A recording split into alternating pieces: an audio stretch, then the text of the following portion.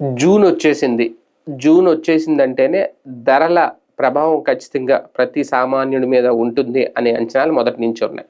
ఇప్పుడు ఆ ప్రభావం జూన్‌లో ఎంతవరకు కనిపిస్తదనేది. ఇప్పటికే పెట్రోల్ ధరలు ఒక్కసారిగా పెరిగిపోయినియి.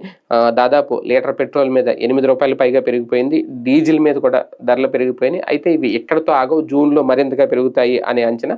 ఇదే గనక జరిగితే నిత్యావసరాలు, అలాగే కిరాణా సరుకుల మీద కూడా ఆ ప్రభావం ఉంటుంది. ఎందుకంటే ట్రాన్స్‌పోర్టేషన్ పెరుగుద్ది కాబట్టి అనేది.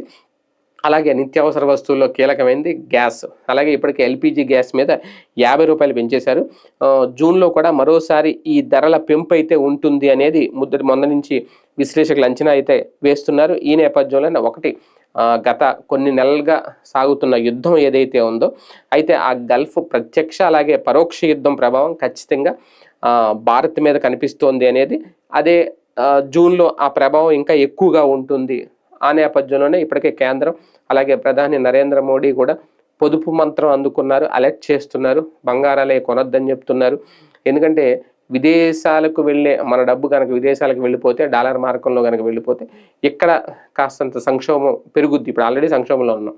ఇంకా సంక్షోభం అనే ఊబిలో ఇరుక్కుపోతాం, చిక్కుకుపోతాం అనేది అలర్ట్ చేస్తుంది. కానీ అలాగని ఎంతమంది కంట్రోల్ అవుతారంటే కొంతమంది కంట్రోల్ అవుతున్నారు. కాకపోతే సామాన్యుల మీద భారం పడే ఈ నిత్యావసరాల ధరల పెంపు విషయంలో మాత్రం జూన్‌లో ఇప్పుడు ఈ నెలలో మరింత పెరిగే అవకాశం ఉంది అనేది అంచనా.